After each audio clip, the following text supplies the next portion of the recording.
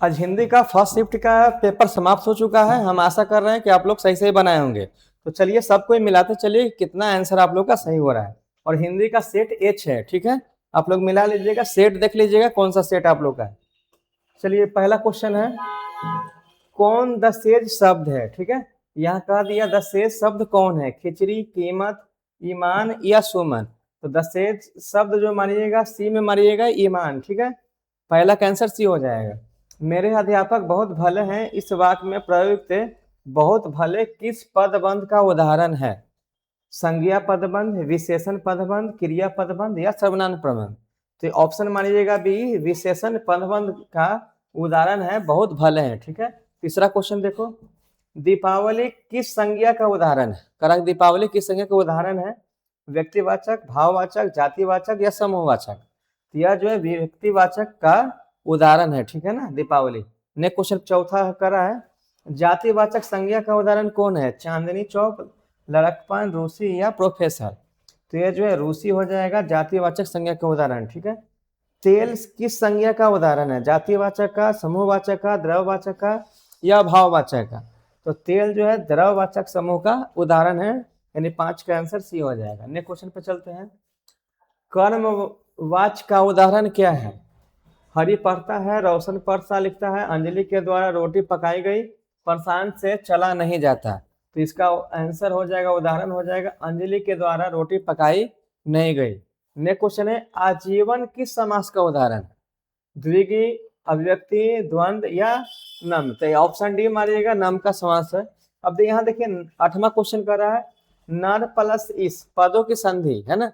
नर प्लस नर जोड़ इस का संधि विच्छेद कीजिएगा। तो यहाँ देखिए नरौस नरेश हो जाएगा, ठीक है। ऑप्शन बी मारिएगा, नरेश। अब देखो, धरती कब तक घूमेगी शीर्षक पाठ मूल रूप से किस भाषा में लिखित है। यहाँ कहा धरती कब तक घूमेगी के पाठ जो है तमिल, राजस्थानी, उड़िया या गुजराती। किस भाषा से लिया गया था, गुजराती से, ठीक है। चलो 10वां देखो, माँ शीर्षक पाठ के लेखक कौन है। श्रीनिवास, सातकोरी, ईश्वर पेटलीकर या सुजाता। तो माँ का लेखक कौन था, ईश्वर पेटलीकर था, जिसमें मंगू के बारे में चर्चा किया गया है। 11 नंबर क्वेश्चन देखिए, परिवर्तन में कौन उपसर्ग है, परि, परा, प्र या प्रति। तो परि जो है परिवर्तन में उपसर्ग है, ऑप्शन हो जाएगा ए। सुगम में कौन उपसर्ग है, सम, सु, वी या गम। तो सुगम में आपका सु हो जाएगा, ठीक है, बी, ऑप्शन बी हो जाएगा। चलो 13 नंबर का क्वेश्चन करा, इंद्र का पर्यायवाची शब्द पूछ दिया है। तो इंद्र का पर्यायवाची शब्द पुरंदर, साला, राकेश या शशि। तो इंद्र का पर्यायवाची शब्द हो जाएगा राकेश, ऑप्शन सी हो जाएगा।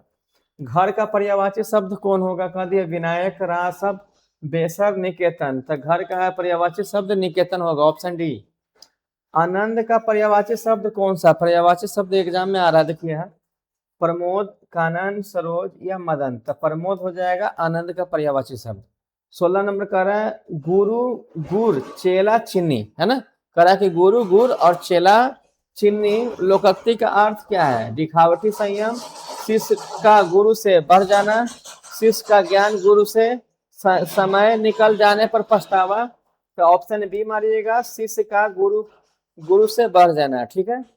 17 नंबर कह रहा है, बसंत आया और बाग में फूल खिल गए। किस वाक्य का उदाहरण है, आज्ञावाचक, सरल वाचक, मिश्र वाक्य या संयुक्त वाचक। तो ये आंसर हो जाएगा मिश्र वाक्य, ठीक है, ऑप्शन सी लगाइएगा।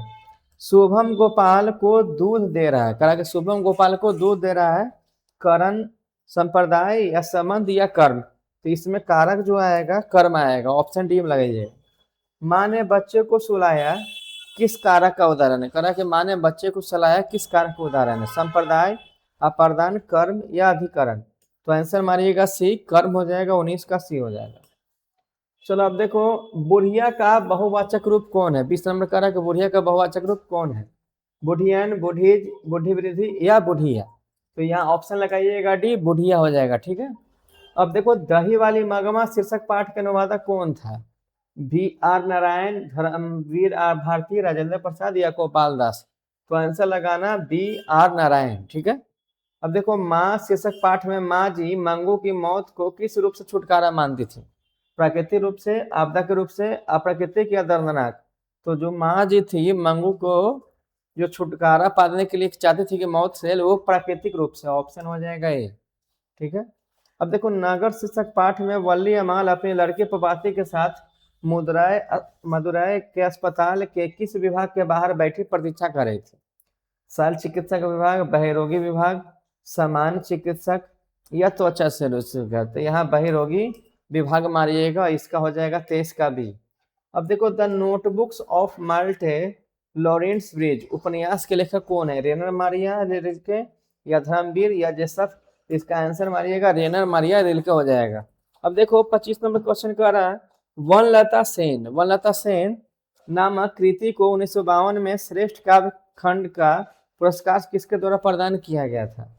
हिंदी साहित्य सम्मेलन, साहित्य अकादमी के द्वारा, निखिल बंग रविंद्र साहित्य सम्मेलन या भारतीय ज्ञानपीठ के द्वारा? तो इसका आंसर हो जाएगा निखिल बंग रविंद्र साहित्य सम्मेलन के द्वारा। ठीक है, 25 का आंसर सी हो जाएगा। अब देखो कविताओं की चर्चित श्रृंखला कवि ने कहा कि निम्न में कौन शीर्षक कविता ली गई? भारत माता, स्वदेशी, हिरोशिमा, अक्षरगान। इसमें जो लिया गया है भारत माता, ऑप्शन हो जाएगा ए। अब देखो कौन शीर्षक कविता हमारी बेपरवाहियों के बाहर विपरीत परिस्थितियों से लगातार लड़ते हुए बढ़ते जाने वाले जीवन का चित्रण प्रस्तुत की है? हमारे नींद, अक्षर ज्ञान, भारत माता या मेरे बिन तुम प्रभु? तो इसका आंसर हो जाएगा हमारी नींद से लिया गया था। अब देखो कौन सम्मान कवि कोमल नारायण से प्राप्त है? करा कौन सम्मान जो कवि था कोमल नारायण से प्राप्त है? व्यास सम्मान, लोहिया सम्मान, कबीर सम्मान, इनमें से सभी। तो ये व्यास सम्मान भी था, लोहिया सम्मान भी था, कबीर सम्मान भी था। ऑप्शन हो जाएगा डी, सभी हो जाएगा। अब देखो सच्चिदानंद हिरण्यवत आगे के द्वारा लिखित निम्न में कौन उपन्यास नहीं है?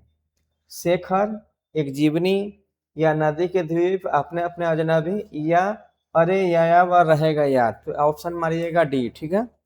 अब देखो जनतंत्र का जन्म शीर्षक पाठ में जब जनता को कोपाकुल को भ्रिकेटी चढ़ाती है तब क्या होता है? फूल बरसता है, राजा का राज्यरोहण होता है, चारों तरफ खुशहाली छा जाती है या भूडोल होता है? तो इसका आंसर हो जाएगा चारों तरफ खुशहाली हो जाता है। तो इसका आंसर सी हो जाएगा। मिलाते चलना तुम लोग। द का उच्चारण स्थान है ओष्ठ, तालु, दंत या कंठ? तो ऑप्शन सी हो जाएगा दंत। अब 32 में देखो कौन दंतोष्ठ ध्वनि है? अ, ई, स, व। तो ऑप्शन बी लगाइएगा, ई हो जाएगा। ई का उच्चारण स्थान कौन है? कंठ, तालु, मुर्दा या ओष्ठ? तो ऑप्शन बी में लगाइएगा तालु। ठीक है। छंद शास्त्र में दीर्घ मात्रा को क्या कहते हैं? इसमें गुरु कहते हैं। ऑप्शन डी लगाइए, गुरु हो जाएगा। कौन अल्प प्राण व्यंजक है? तो अल्प प्राण जो व्यंजक है ठा हो जाएगा। अब देखो 36 देखो द्विमात्रिक स्वर भी कहते हैं। किसे द्विमात्रिक स्वर कहते हैं? ह्रस्व स्वर को, दीर्घ स्वर को, प्लु स्वर को या लघु स्वर को? तो ऑप्शन हो जाएगा बी, दीर्घ स्वर को कहा जाता है द्विमात्रिक। ठीक है। अब यहाँ देखो नाद की दृष्टि से जिन व्यंजन वर्णों का उच्चारण हस्तांतरित झंकृति होती है उन्हें क्या कहते हैं? घोष, अघोष, अल्पप्राण या महाप्राण? तो इसका आंसर हो जाएगा घोष। 37 का आंसर हो जाएगा। अब आगे देखो यहाँ केवल मुंह से बोले जाने वाले सस्वर वर्णों को क्या कहते हैं? केवल मुंह से बोले जाने वाले सस्वर वर्णों को क्या कहते हैं? निर्नुनासिक, अनुस्वार, अनुनासिक या इनमें से कोई नहीं? तो ऑप्शन हो जाएगा बी, अनुस्वार हो जाएगा। देखो कौन अंतस्थ व्यंजन है? ल, स, प या त्र? तो आंसर हो जाएगा ल हो जाएगा इसका। कौन उष्मा व्यंजन है? स, प, ब या ब? तो ऑप्शन डी मारिएगा, ब हो जाएगा। अब देखो 41 क्वेश्चन करा, हिंदी साहित्य की भूमिका किसकी रचना है? हजारी प्रसाद द्विवेदी, रामविलास शर्मा, महात्मा गांधी या गुणाकर मिलो? तो देखो हिंदी साहित्य की भूमिका की रचना है हजारी प्रसाद द्विवेदी। ऑप्शन 41 का ए हो जाएगा। अपरिहार शब्द का अर्थ है मुद्रा एक प्राचीन जिसे छोड़ा ना जा सके या उदारता या वर्तमान? तो इसका अर्थ हो जाएगा जिसे छोड़ा ना जा सके, अनिवार्य। अब देखो सहजात वृत्ति का अर्थ है जिसका शेष भी ना बचे, असत आचरण, अपने को संतुष्ट हो या जन्म के साथ पैदा होने वाली वृत्ति का स्वभाव?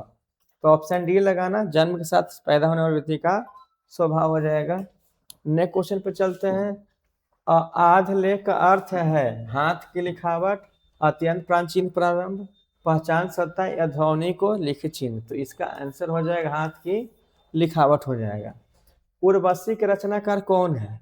कुंवर नारायण, रामधारी सिंह दिनकर, वीरेंद्र डगवाल या जीवनानंद दास? तो उर्वशी का लेखक जो है वीरेंद्र डगवाल है, ऑप्शन हो जाएगा सी। मिलाते चलना।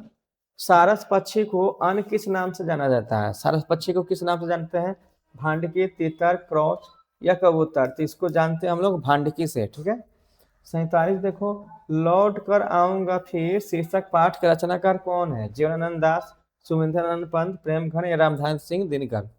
तो लौट कर आऊंगा फिर जो पाठ से जो लिया गया है जीवनानंद दास से लिया गया है। ठीक है।